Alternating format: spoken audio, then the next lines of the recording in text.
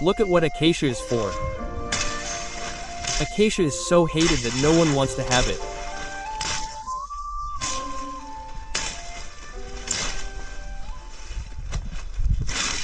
You make a few cuts and now you grab it and cover the cane, grab it and cover it.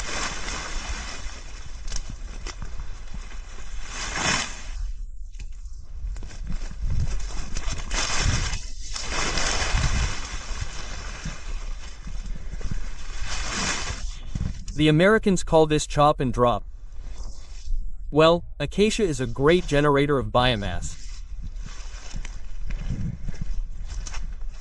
All this is biomass. It is cut.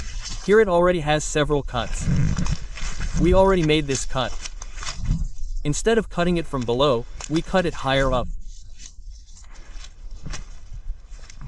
So each shoot is a large amount of biomass to cover, and then there is no need to apply herbicide, no need to weed, no need to work with the hoe.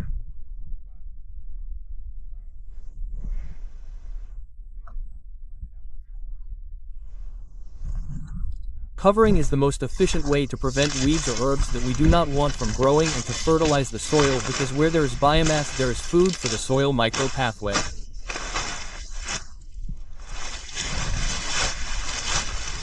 In the soil and below.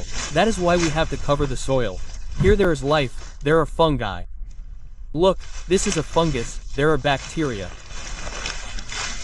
Fungi normally eat lignified organic matter, that is, firewood, tree material. That is why it is important to have trees.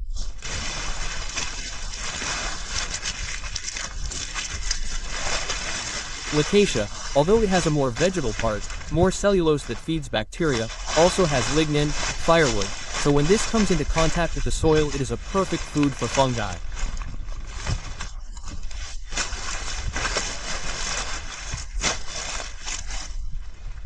And the fungi that decompose the lignin, what they are going to do is they are going to release micronutrients so that the cane has nutrients, minerals, everything, all the nutrients it needs to be able to grow healthily.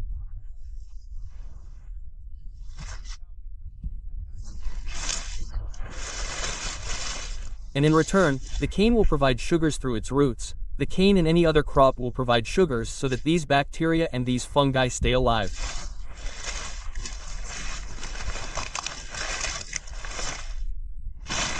More or less, that is the somewhat simplified explanation of how it works, that is, why it is so important to generate biomass and provide it to the soil.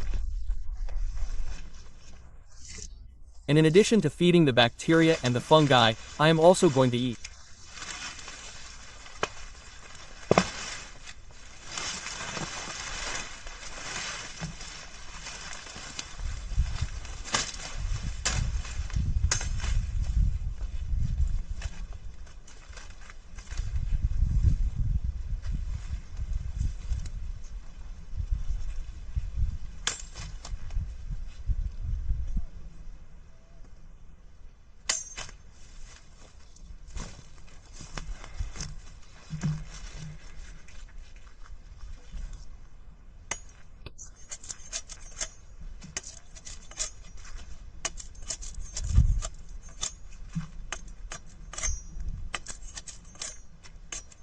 They are super sweet when they are already growing. As they say, putting out new shoots, they become super sweet.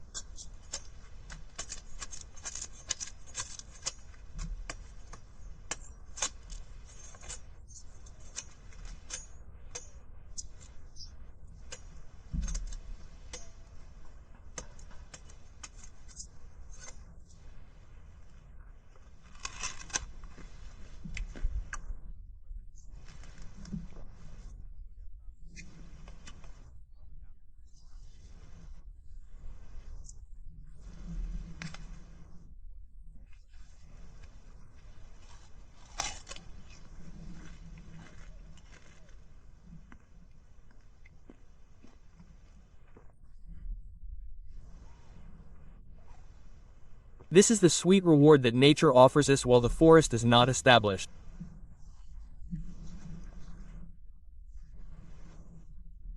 These are the first generous species that provide us with a lot of biomass. Because if you notice when I cut the cane, All that upper part, that is biomass. Very good biomass. It provides biomass and provides food to sustain us while the forest is not producing, because we know that the forest generates much more food, much more biomass, but in the meantime there are some species that are much faster that provide us with those nutrients, those energy needs that human beings require.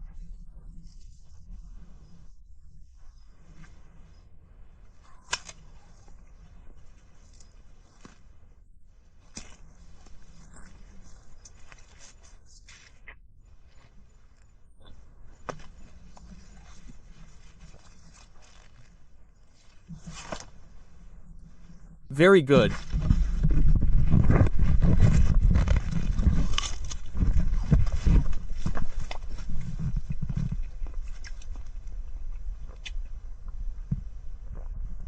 These are the gallons that I was telling you about.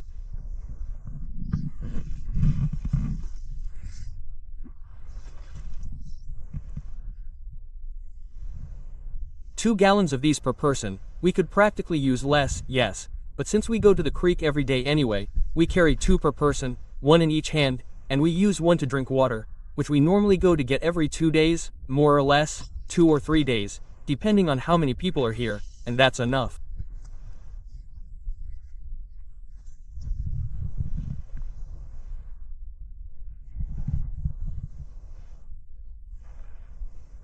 But we want, with God's help, to soon have the cabins set up there, in an area much closer to the water, where we can have that ram pump.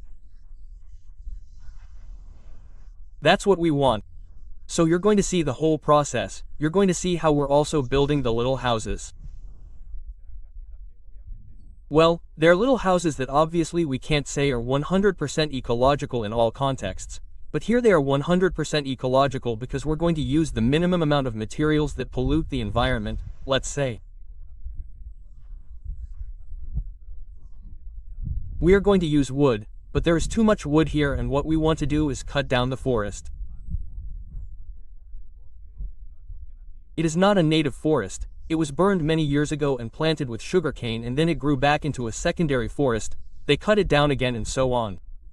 In other words, it is not even a native forest. We want to cut down everything that is here, all the trees that have grown, in order to establish a forest that humans can integrate into.